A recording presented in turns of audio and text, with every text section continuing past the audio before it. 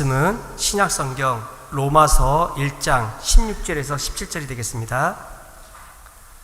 로마서 1장 16절에서 17절 말씀, 제가 가지고 있는 성경은 240쪽입니다. 우리 두 구절이니까요, 우리 다 같이 함께 합독하도록 하겠습니다. 내가 복음을 부끄러워하지 아니하노니 이 복음은 모든 믿는 자에게 구원을 주시는 하나님의 능력이 됨이라.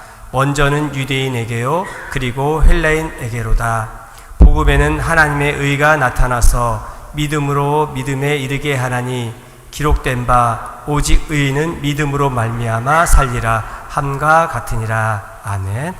우리 이 시간 유정만 목사님 나오셔서 말씀 전하실 때 우리 샬롬, 우리 큰 목소리로 같이 반갑게 환영하도록 하겠습니다. 샬롬.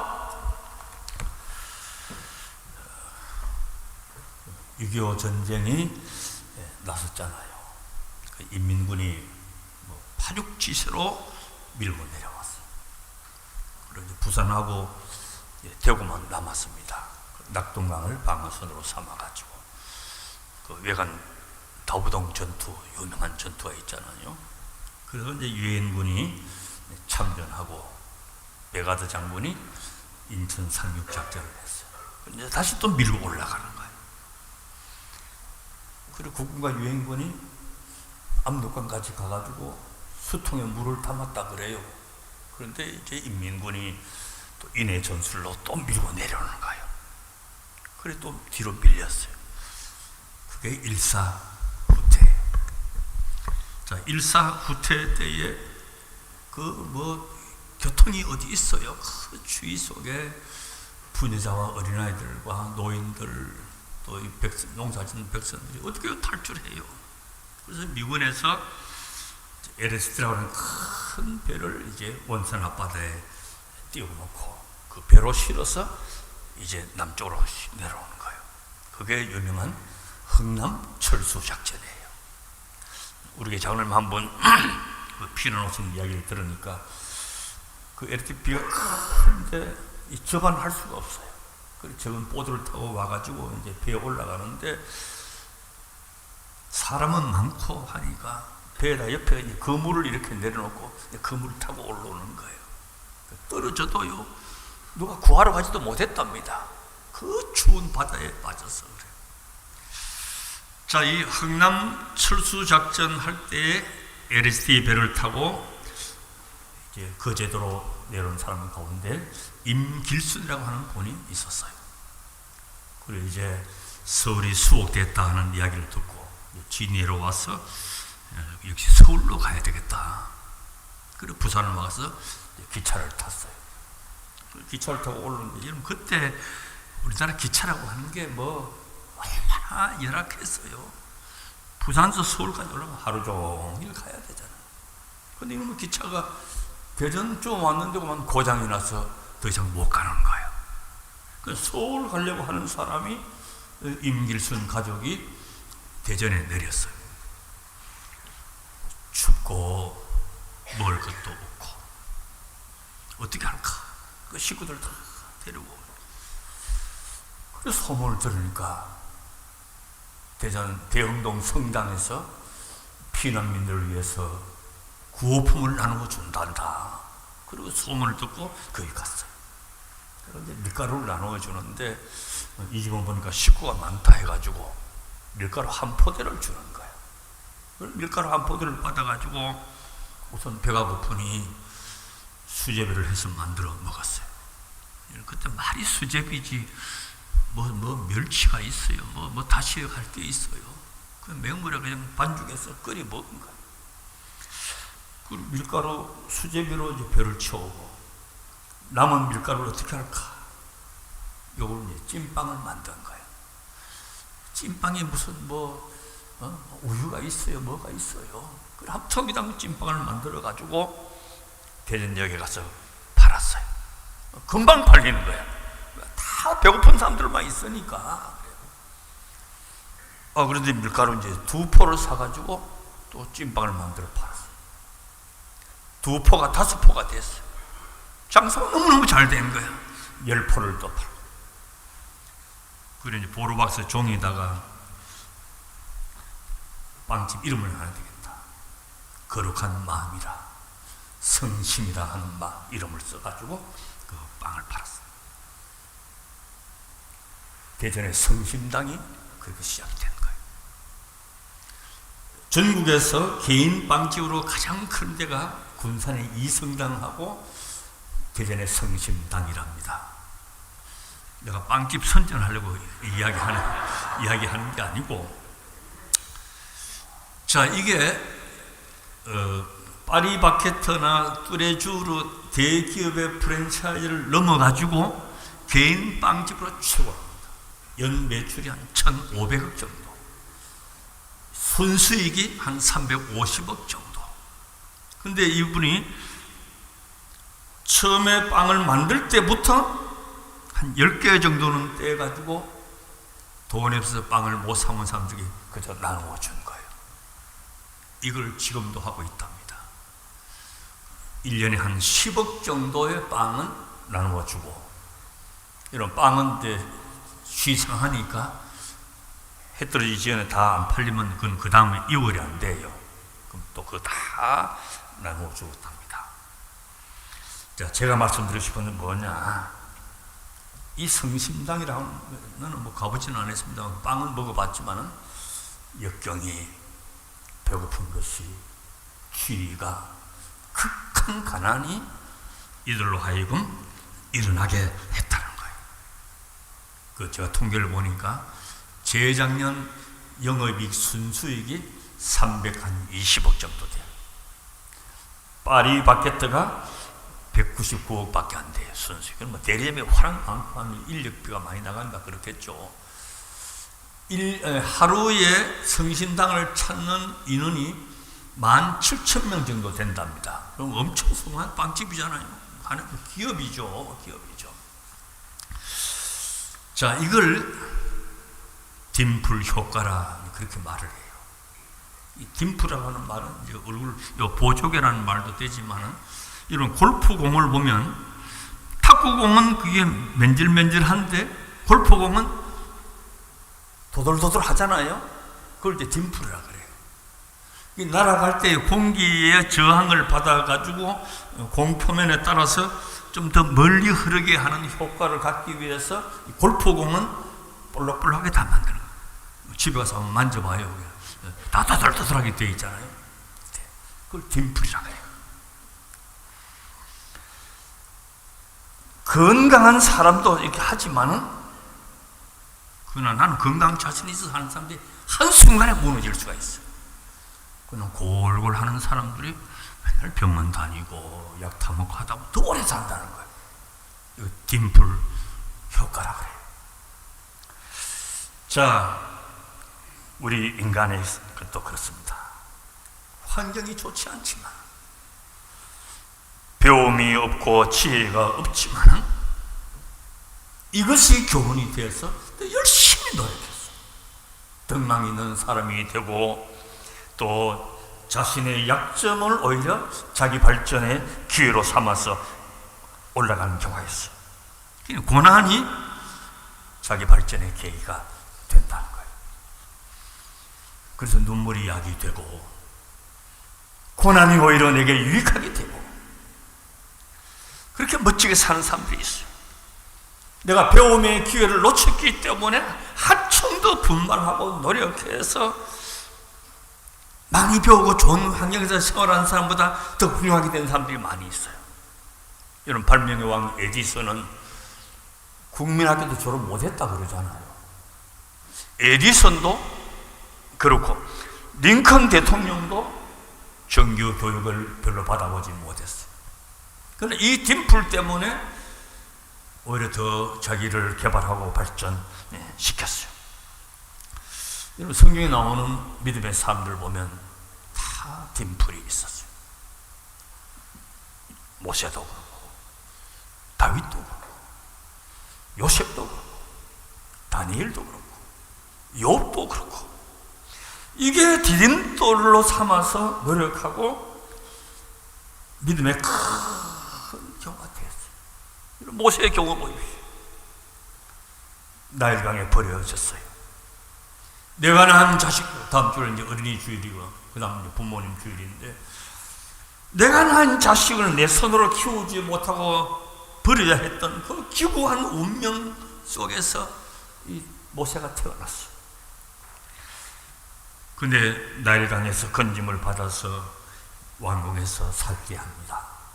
행복한 삶, 호의호식한 최고의 학문과 군사 전략을 공부할 수 있는 기회를 얻었어요. 능력 있는 사람이 됐어요. 자, 이 편안함과 호의호식하는 거는 세상 사람들이 다 그렇게 원해요. 다 그걸 그렇게 살기를 원해요. 그러나 하나님은 그거 아니에요. 모세를 광야에 보냅니다. 잠깐 보내는 것이 아니고 몇 년 보내요? 40년 보내요. 40년. 성경에 나오는 사람들이 다 광야를 통과하지 않는 사람이 없어요. 아브람도, 이삭도, 야곱도, 다윗도, 다니엘, 엘리야도, 욥도, 요나도 다 광야를 갔어요. 이런 광야라고 하는 이 자연 환경에 대한 그 의미도 있지만 영적인 의미도 있는 거예요. 이런 광야는 인간이 필요로 하는 기본적인 것이 아무것도 없어요. 인간이 살려면 좀 물이 있어야 되잖아요. 식물이 자랄 수 있어야 되잖아요. 또 거처할 곳이 있어야 되잖아요. 광야는 그게 없어요. 낮에는 엄청 뜨거워서 불볕이고 밤에는 추워서 오발을 입어야 될 정도고 그래요. 근데 생존이 불투명한 게 광야예요. 여기는 내 경험이나 지식이나 내 가진 것이 통하지 않습니다. 생사를 넘나드는 일이 일상입니다. 이런 광야를 자기가 좋아가지고 간 사람 아무도 없어요. 도망가다가 그리 간 것이고 등 떠밀려서 간 것이죠. 광야에 있으면 돌아가지 그게 지나가지 않아요. 그래 하나님이 계획을 하시고 다 밀어넣으시고 하면 뜻이 거기 있는 것이에요. 예수님께서 공생을 시작하기 전에 40일 금식하시고 먼저 가신 곳이 백성들이 사는 데 가는 것에는 광야로 가셨어요. 거기서 시험을 받았습니다. 근데 육신이 힘들고 고통스럽고 견디기 어렵지만은 영혼에는 유익함이 있다는 것이에요. 저는 40일 금식이라고는 저는 뭐 평생 목사해도 나는 40일 금식 뭐 해본 적도 없고 하려고 마음도 안 먹었어요. 왜? 그거 하면 나 순교할 것 같아가지고 하는 거예요. 그러나 극한 사 인간이 한계로 할 수 있는 그게 40일 금식 같아요. 자, 이렇게 신앙과 인격이 그 광야 생활을 통해서 성숙되더라는 것이 훈련이 되어져요. 내 안에 들려오는 육신의 욕구와 사투를 벌일 만한 그 힘과 완강한 저항이 내 안에서 일어나는 것이 광야에서 일어나는 것이 굶주려 죽일 징이 되어서 뭐든지 먹어야 되는 그 본능 속에 있을 때 예수님은 사람이 떡으로만 사냐 하나님의 입에서 나오는 말씀으로 살지. 여러분 보시죠. 아담 하와는 똑같이 먹는 문제에 시험이 들었어요. 따 먹어라, 따 먹어라. 시험이 들었어요. 예수님은 그 아담이 실패한 거기에서 사람이 떡으로만 살지 않고 하나님의 말씀으로 사는 것으로 시험을 이기셨어요. 그래서 우리가 구주가 되셨잖아요. 그런데 본능을 항거할 수 있는 힘이 생기는 것이에요. 어린아이들은 본능에 항거할 수 있는 힘이 별로 없어요.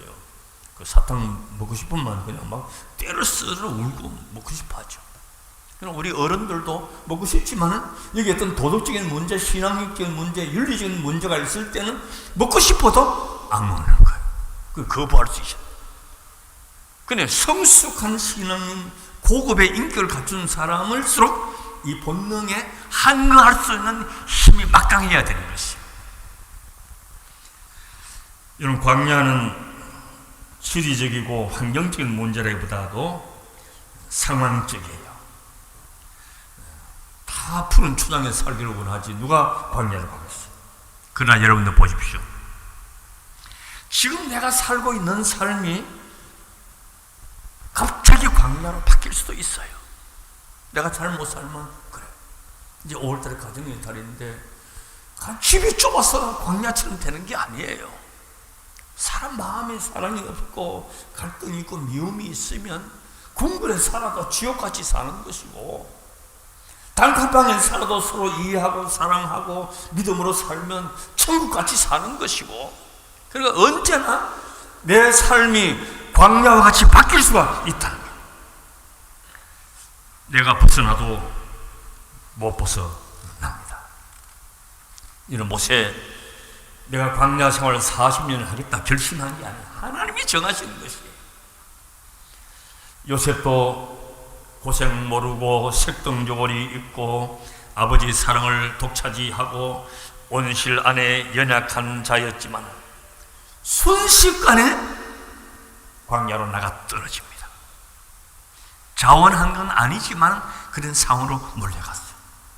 한순간에 누렸던 모든 것이 다 사라졌어요. 죽음의 자리, 종으로 팔려가. 우린 종하면 뭐 옛날 우리 머슴처럼 생각하는데 그게 아니에요. 옛날에 이 종이라고 하는 거는요, 인간이 아니에요. 소나 돼지 팔듯이 인간도 그렇게 팔 수 있는 것이고, 마음대로 죽일 수도 있는 것이고, 소유권도 없고 결정권도 없어요. 종으로 팔려가서 종살이 하지, 누명을 쓰고 감옥까지 갔지, 혹독한 광야를 요셉이 경험합니다.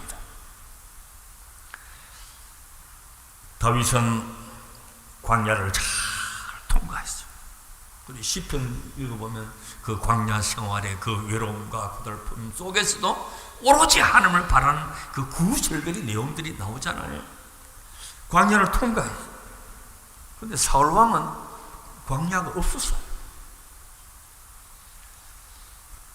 요셉 혹독한 광야를 경험했지만은 형님들은 집에서 광야 경험이 없었어요. 결과적으로 누가 더 행복하고 누가 더 성공했느냐, 누가 더 하나님의 은혜를 입었느냐, 광야가 없었던 사울이 아니고 광야 생활했던 다윗에게 그게 임했어요. 집에서 편안하게 있던 형님들이 아니고 종으로 팔려가고 감옥에 갔던 요셉이 하나님의 은혜를 입는 것입니다. 실패한 것 같고 패배한 것 같았지만은 하나님을 경험합니다. 나는 주님밖에 바라볼 데 없고 주님만 나의 의지가 되시고. 그래서 다윗은 왕이 얼마나 절대 권력이 있죠, 군대가 있죠, 검은 보화가 있죠, 충성하는 신하들이 있죠, 호령하는 군대가 있죠. 그래도 시편 18편에 보면 나는 하나님을 사랑한다. 하나님을 사랑하는 것이 다윗의 신앙이었어요.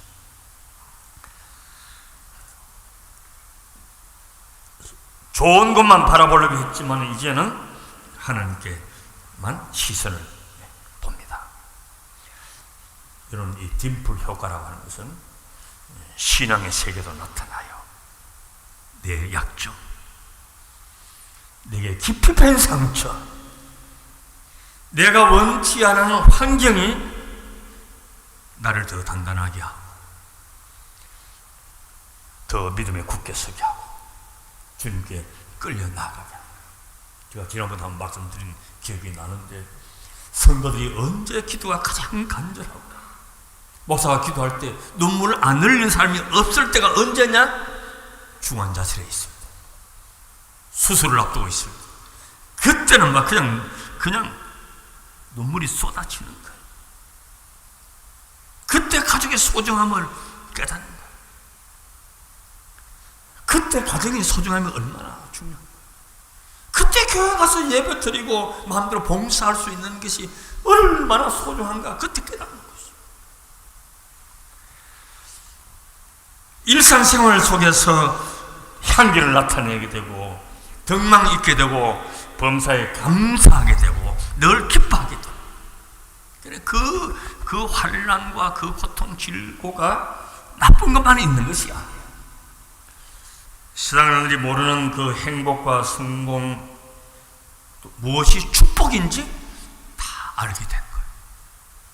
오늘 우리는 내 발로 걸어서 이렇게 나온 것만 해도 너무너무 감사하고, 건강한 것만 해도 더 이상 바랄 것이 없이 행복하고, 내 손으로 내 박수가를 뜰 수 있는 것만 해도 건강.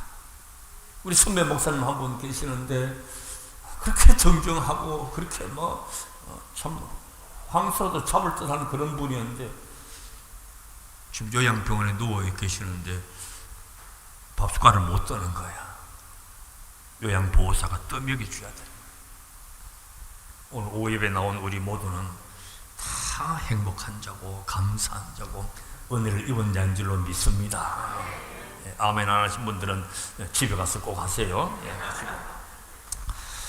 자, 이걸 모르면 세상 따라가요.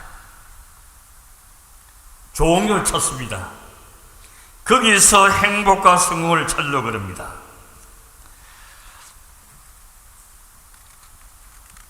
여러분 신약 성경도 보면 우리가 선호하는 단어가 어느 것이냐? 행복, 성공, 축복, 이거 다 좋아하죠. 자, 이 성공과 행복과 축복을 환경 안에서 이루어집니다. 그러나 여러분, 진정한 성공과 행복은 환경을 넘어서야 됩니다. 환경은 바뀝니다. 욥의 그 재산도 하루아침에 무슨 광풍이 불었는지 태풍이 불었는지 하루아침에 다 사과농사 잘 돼서 그냥 수확을 기다리고 있는데 태풍이 와서 한번 휩쓸어 버리니까 아무도 못 건드려. 내게 있는 게 아니에요. 그러나 환경으로서 얻는 것은 다 될 수가 없어요. 사도행전 그 25장과 이제 26장에 보면 이제 사도 바울이 로마로 압송되기 전에 베스도 총독과 아그리파 분봉왕 앞에 서잖아요. 여러분 정치하는 사람들은 언제나 옛날에는 그때나요. 그 이해 득실을 다 따집니다. 베스도 총독이 이제 바울에게 말하잖아요. 너 학문이 그렇게 뛰어나지 않냐? 너 하는 학문이 너 정신을 좀 헷갈하게 한 것 같아. 너 미쳤어. 학문 때문에 미쳤어. 이렇게 이야기합니다. 또 아그리파 왕은 네가 그런 적은 말로 나를 현혹하게 하려냐? 이러는 거예요. 그런 가운데서도 바울이 담대하게 이야기합니다. 아그리파 왕이여, 베스도 총독이여, 내가 결박당해가지고 이 법정에 서 있는 이 사실을 제외하고는 여러분들도 나와 같이 복음에 붙잡힌 바 된 사람이 되기를 원합니다. 그랬어요. 바울이 이 기회가 아니면 어떻게 베스도 총독 앞에 복음을 전할 수가 있겠어요? 그리고 감옥에 가서도 복음 전파의 현장이 되었어요. 나의 가침이 복음의 진보가 되었다 그래요. 이것을 우리가 딤플로 생각하고 장애로 생각하고 어찌다 이 지경 됐나 하지만 그 안에서 하나님의 뜻이 이루어지더라는 것이. 사도행전 26장 32절에 보면 로마 황제 가이사에게 상소하지 아니했더라면 석방될 수도 있었는데 그랬어요. 그러니까 결국 바울이 감옥에 가고 죄수의 몸이 되는 것도 결국은 딤플로 기회를 만드시고 복음 전파를 할 수 있는 터전을 마련해 준 것을 깨달았다는 것이. 또 구약 에스더서를 읽어보면 그 유대인에 대한 집단 학살의 위기가 왔습니다.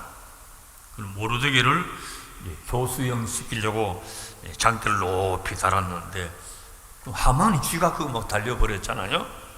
근데 하나님의 주권적인 섭리를 통해서 하만이 세운 그 장대에 자기가 달리게 하고 집단 학살의 위기에 있던 그 유대인들은 부림절의 기원이 되었다.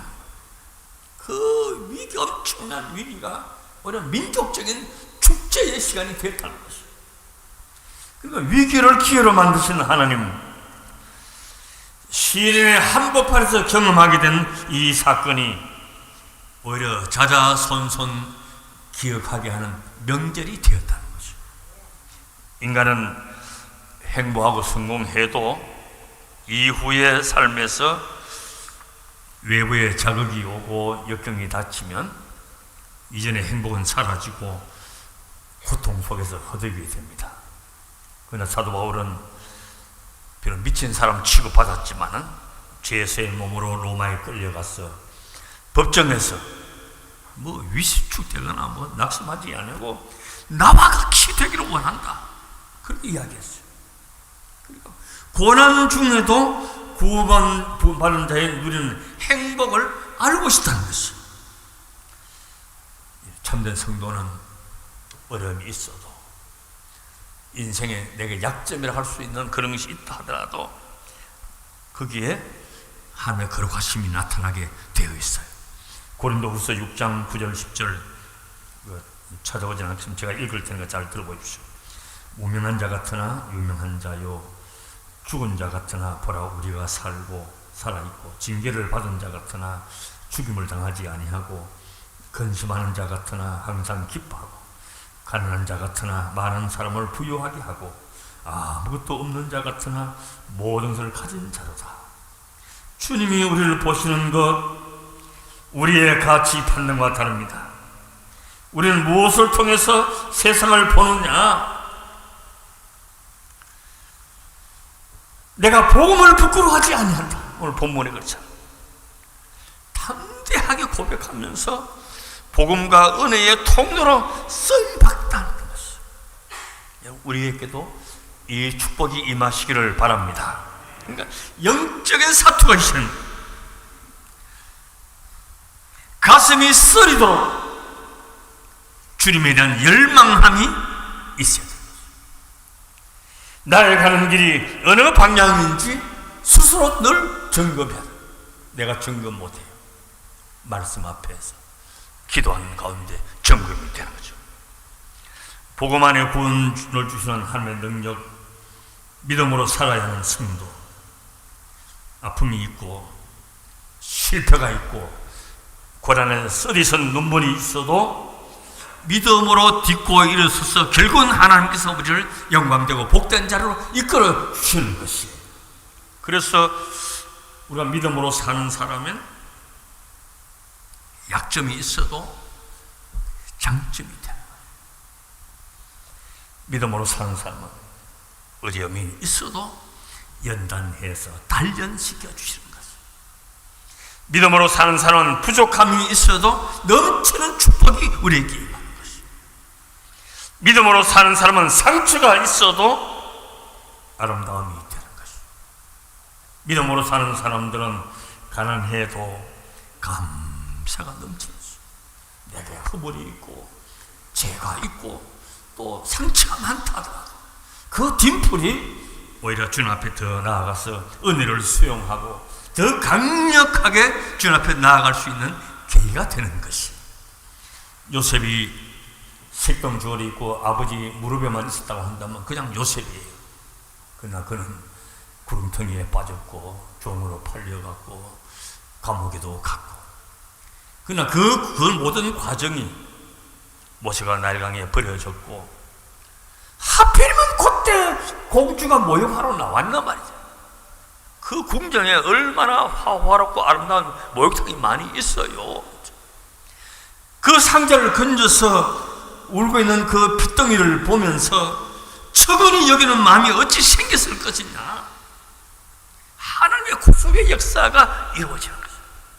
그래서 고난 중에서 어려움 중에도 역경 중에도 하나님의 믿음의 역사가 있는 사람들은 이것이 우리를 더 뜨게 만드는 계기가 된다는 것이에요. 그래서 요셉이 된 것이고 요셉이 된 것이고 모세가 된 것이고, 그래. 고난 속에서 승리했던 그 욥도 그렇게 된 것이에요. 우리에게 아픔이, 건강의 아픔이 있을 수도 있고 또 경제적인 어려움이 있을 수도 있고 또 직장과 사업에도 어려움이 있을 수가 있고, 또 내 마음속에 어떻게 할 수 없는 그 갈등이 있을 수도 있고, 미움이 북차져 오를 수 있는 것도 있고, 이것을 믿음 안에서 녹이고 소화가 되어서 하나님께서 더 사랑받고 은총 받는 자리에 옮겨질 수 있는 자리에 우리 모두 다 승리하게 되시기를 주의 이름으로 축복합니다. 주님, 복음은 모든 믿는 자에게 구원을 주시는 하나님의 능력이 된다고 말씀했습니다. 우리는 어떤 경우든지 믿음 가운데 거하게 하여 주시옵소서. 슬픔의 눈물도 믿음으로 씻겨나게 하여 주옵소서. 고난의 쓰라린 아픔도 믿음 안에서 다 승리하게 하여 주옵소서. 실패하고 넘어지는 것도 다시 일어날 수 있는 용기와 담력을 우리에게 허락하여 주시옵소서. 아멘. 우리 백선교회도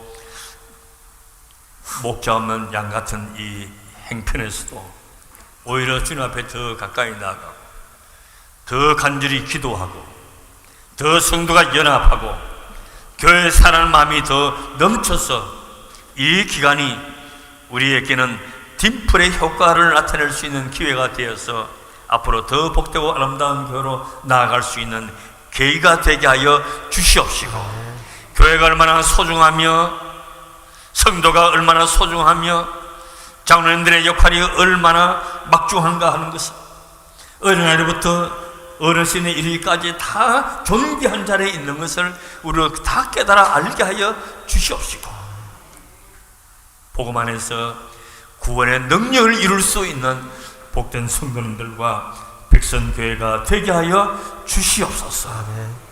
이제 세 분 후보자들이 선정되어졌습니다. 하나님이 좋아하시는 분, 하나님이 기뻐하시는 분, 또 하나님이 합당히 여기는 사람이 선출될 수 있도록 주께서 이끌어 주시옵소서. 예수님의 이름으로 기도드리옵나이다. 아멘. 광고 말씀드리겠습니다. 우리 먼저 우리